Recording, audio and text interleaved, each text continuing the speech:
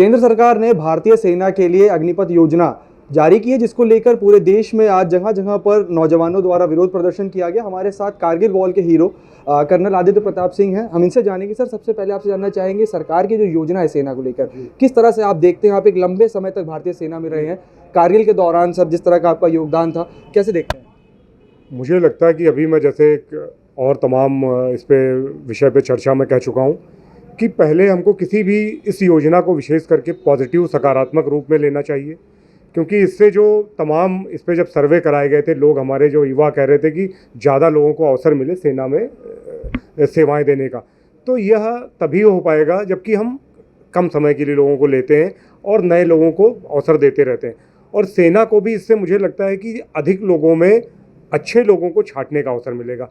सेना को भी आज ज़्यादा सुशिक्षित और बेहतर जब हम उनको प्रशिक्षित करेंगे तो हमको बेहतर एक जो हमारी आधुनिक सैन्य शक्ति की हम बात करते हैं वह तभी हो पाएगी जब हमारे सैनिक अच्छे हों और अच्छी टेक्नोलॉजी हो।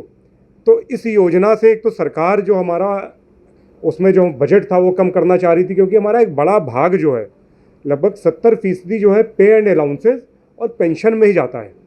तो उसको कट करने के लिए सरकार ने कि जो हमारे अग्निपथ योजना में जो अग्निवीर आएंगे, जो हमारे इससे सैनिक आएंगे, उनको हमको भविष्य में जो पेंशन देने वाला कार्य नहीं करना पड़ेगा। और इनको आगे भविष्य में जो हमारा अभी देश का आपने उभरती अर्थव्यवस्था है, तमाम प्राइवेट कंपनियां बड़ी बड़ी आ रही हैं, विदेश से आ रही हैं, तमाम हमारे यहाँ अभी जो फॉरेन डायरेक्ट इन्वेस्टमेंट है उसके तहत तमाम नौकरियां जो और हो रही हैं, उन क्षेत्रों में हमारे युवा काम कर सकते हैं। और विरोध तो इसका अभी मैं जो मानता हूँ कि अभी इस जो हमारा यह चरण है इसमें गलत है। सर, सोशल मीडिया को आजकल सबसे महत्वपूर्ण भाग माना जाता है। इस योजना को लेकर सोशल मीडिया पर पॉजिटिव और नेगेटिव दोनों तरह के रिस्पॉन्स चल रहे हैं। नेगेटिव जो है उसमें सबसे पहला ये आ रहा है कि इससे सेना की गोपनीयता को सबसे ज़्यादा खतरा है। कैसे मानते हैं? देखिए, मैं आपको एक चीज़ बताऊँ, कुछ चीज़ें हैं जो जैसे गोपनीय है, वो उनकी जो हैंडलिंग है जो उनको देखा जाता है वो उस स्तर पे देखा जाता है। मतलब जो हमारे जितनी सेवा में लोग रहेंगे तो तमाम सी ऐसी चीज़ें जो जनरली कॉमन नॉलेज है, मतलब उससे कोई हमारा ऐसा कुछ नहीं बाहर जाएगा। और एक जैसे और जब आप कह रहे हैं कि सोशल मीडिया पे एक और भी चर्चा है, मैंने कुछ लेख पढ़े और लोगों के कि कह रहे हैं कि हम सोसाइटी को मिलिटराइज कर देंगे, तमाम ऐसे लोग जाएंगे, हो सकता है कि वह और सोशल एक्टिविटीज़ में बाद में हिस्सा लें क्योंकि वह ट्रेंड हथियारों में ट्रेंड होके आएंगे। इन सब अवधारणाओं को, इन सब चीज़ों को हमको अभी नहीं लेकर चलना है, क्योंकि तमाम विश्व के देश ऐसा कर रहे हैं।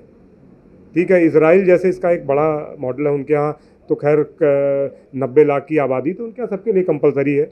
हमारी तो इतनी बड़ी आबादी कि हर व्यक्ति को, अगर अभी मैं चर्चा कर रहा था कि अगर सबको 6-6 महीने के लिए, तब भी हम पूरी आबादी का अपना सेना की सेवाएं नहीं दे सकते। तो अभी जो सोशल मीडिया पे इसका विरोध है, उसका मेन जो कारण है, तमाम लोगों को एप्रीहेंशन है कि 4 साल में आदमी वहाँ कुछ सीख नहीं पाएगा और सेना को भी इससे ज़्यादा बेनिफिट नहीं होगा। लेकिन मुझे लगता है कि अगर हम पॉजिटिव साइड देखें तो सेना को उन जो हमारे पास मान लीजिए अभी 40,000 लोग हम लेंगे इस साल, उसमें से हमको 40,000 लोगों में से 10,000 छांटने का भी मौका है कि जो बेहतर होंगे उनको रखा जाएगा। बाकी लोगों के लिए, भाई सेना के लिए आप बेहतर नहीं, लेकिन बाकी कामों के लिए आप बेहतर हो सकते हैं। आप जाएंगे सिविल में, आप पुलिस में, पैरामिलिट्री फोर्सेस में, आप और तमाम सेवाओं में बाद में प्रतिभाग कर सकते हैं। आपके लिए जिस एज में आप अगर 17.5 साल में जाते हैं, 21.5 साल में जाएंगे, तो आपके लिए सभी कंपटीशन है कि सेना आपको एक बढ़िया अनुशासित जीवन देने के बाद बाहर भी रोजगार के कुल मिला के जो 4 साल का एक्सपीरियंस है वो हर दिशा में काम आएगा। जी जी बिल्कुल बिल्कुल। देखिए, सबसे महत्वपूर्ण जो मैं चीज़ देखता हूँ अनुशासन है। और जो जैसा कि अभी जब मैं चर्चा में वो लगा कि जो एक हमारा एज होती है ना, टीनेज ग्रुप, जब आदमी बिगड़ सकता है तो उस समय कम से कम वो सेना के हाथों में है। उन 4 साल, वो जब 17.5 साल से 21.5 साल जो है अपना जो उसका जो टीनेजर समय है, वह सेना के उसमें रहेगा, जहाँ पे उसको एक अनुशासित जीवन मिलेगा और राष्ट्र की सेवा का एक नया स्वरूप देखने को मिलेगा। सर, आखिरी सवाल आपसे लेना चाहूँगा कि तमाम तरह की सर जो भ्रांतियां हैं जो फैली हुई हैं, आप एक लंबे समय तक कारगिल में रहे हैं, आपने लगातार भारतीय सेना में लंबे समय तक सेवा की है, क्या अपील करना चाहेंगे देश के नौजवानों से जिस तरह आज पूरी घटना देखने को मिली?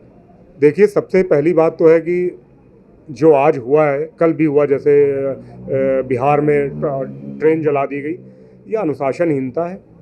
इस प्रकार के लोग, मुझे नहीं लगता है कि सेना में जाने की इच्छा रखने वाले लोग होंगे। इसमें तमाम राजनीति से प्रेरित लोग, उस विचारधारा से प्रेरित सरकार का विरोध करने वाले लोग हो सकते हैं। लेकिन जो लोग सेना में आना चाहते हैं उनसे सबसे पहले अपील है कि अनुशासित रहें। ऐसा ना हो कि आप पहले कुछ ऐसा कर लें, आपके ऊपर 1-2 FIR हो जाएगी, आप फिर बाद में कुछ भी करने लायक ना रहें।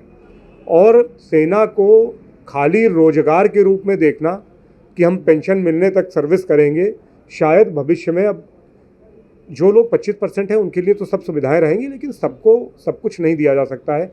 और हमारे बजट कंस्ट्रेंट्स हैं, आधुनिकीकरण के लिए जो पैसे की ज़रूरत है, यह सब चीज़ें युवाओं को समझने की आवश्यकता है कि हम खाली इस रूप में नहीं दे सकते कि सेना एक बड़ा रोजगार का साधन है। तो ये थे हमारे साथ कर्नल आदित्य प्रताप सिंह, जिन्होंने भारतीय सेना में लंबे समय तक अपनी सेवा दी है। इन्होंने कारगिल की जो लड़ाई थी उस दौरान भी अपनी सेवाएं भारतीय सेना में दी। इन्होंने साफ तौर पे बताया कि सरकार की ये जो योजना है, सरकार ने इसकी पूरी रूपरेखा तैयार की है और जिस तरह से देश में जो नौजवान है जो इस योजना का विरोध कर रहे हैं, तो सेना का सबसे पहला जो नियम है वो अनुशासन है और अनुशासनहीनता को किसी भी तरह से बर्दाश्त नहीं किया जाता है।